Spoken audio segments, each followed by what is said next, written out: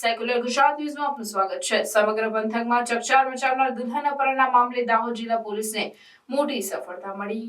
દાહોદ જિલ્લા પોલીસે ભોપાલ ખાતેથી અપહરણ કરેલ દુલ્હનને મુખ્ય આરોપી સાથે ઝડપી પાડ્યા। પોલીસે દુલ્હન અપહરણના કેસમાં કુલ 4 આરોપીને ઝડપી પાડ્યા। પોલીસે ભોપાલ ખાતેથી દુલ્હનનો પણ કબજો મેળવીને દુલ્હનને તેના પરિજનોને પરત સોંપવાની તજવીજ હાથ ધરી।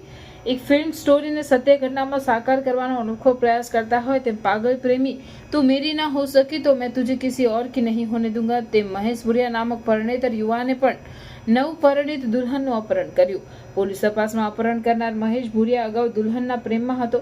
જોકે મહેશ ભુરિયા અગાઉથી જ લગ્ન કરેલ હોય દુલ્હન સાથે તેનું પ્રેમ પ્રકરણ પૂર્ણ થઈ ગયું હતું।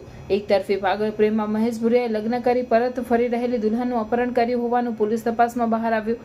પોલીસે અપહરણમાં સંડોવાયેલ 4 લોકો સાથે એક દેશી તમંચો પણ ઝડપી પાડી વધુ તપાસ હાથ ધરી। આરોપી વિરુદ્ધ નામજોગ ફરિયાદ દાખલ કરી જેથી કરીને ટેકનિકલ સોર્સ તેમજ હ્યુમન સોર્સના આધારે મુખ્ય આરોપી તેમજ સહ આરોપીઓ સહિત કુલ 4 આરોપીઓને ઝડપી પાડી દુલ્હનનો અપહરણ કરનાર આરોપીઓના ચુંગલમાંથી છોડાવેલ પકડાયેલ આરોપીનું નામ એક મહેશભાઈ તોફાનભાઈ ભુરિયા રહેવાસી પતરા તાલુકો મેઘનગર જિલ્લો ઝાબુઆ, બીજો જીતેન્દ્રભાઈ નરવરસિંહ ભાભો રહેવાસી પીટોલ જિલ્લો ઝાબુઆ, ત્રીજો MP અંકિત માઈ રોહિતભાઈ ભાભો રહેવાસી નાની વાવડી તાલુકો મેઘનગર જિલ્લો ઝાબુઆ, MP નવલસિંહ મનુભાઈ ભુરિયો તાલુકા જિલ્લો દાહોદ। કબજે કરેલ મુદ્દામાલ બનાવ દરમિયાન ઉપયોગમાં લીધેલ દેશી હાથ બનાવવાનો તમંચો। આમ કતવાર પોલીસ સ્ટેશન વિસ્તારમાં નવાગામ 4 રસ્તા ઉપર છાલાપાડા ગામેથી પરત ફરતી જાનૈયાઓની ગાડી રોકી ગાડીમાં બેસેલ દુલ્હનના અપહરણના ગંભીર પ્રકરણના ચર્ચાસ્પદ ગુનાને અંજામ આપનાર આરોપીઓને ઝડપી પાડી ભોગ બનનાર દુલ્હનને આરોપીના ચુંગલમાંથી છોડાવી તેના વાલી વારસાને સોંપવાની કામગીરી કરતી દાહોદ જિલ્લા પોલીસ। રિપોર્ટર શૈલેષ કુમાર રાઠોડ, દાહોદ।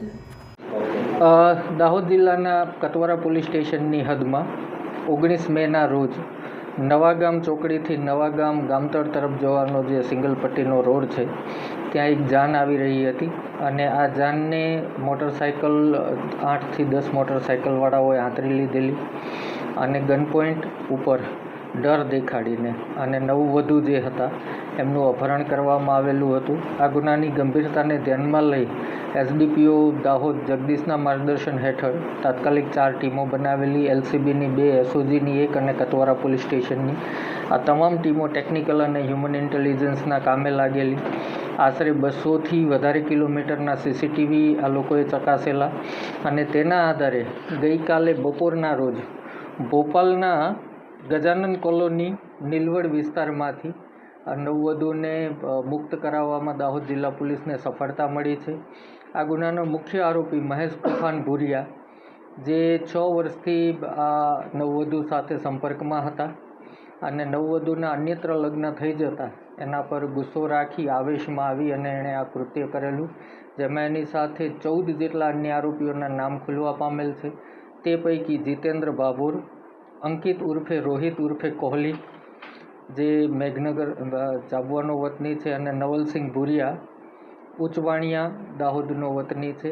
આમાં જે અંકિત ઉર્ફે રોહિત ઉર્ફે કોહલીની ધરપકડ કરવામાં આવી ત્યારે એની પાસેથી એક કટ્ટુ દેશી બનાવટની પિસ્તલ પણ બરામદ થઈ છે જે આ ગુનાના કામે વાપરવામાં આવી હતી ડરાવવા ધમકાવવા માટે।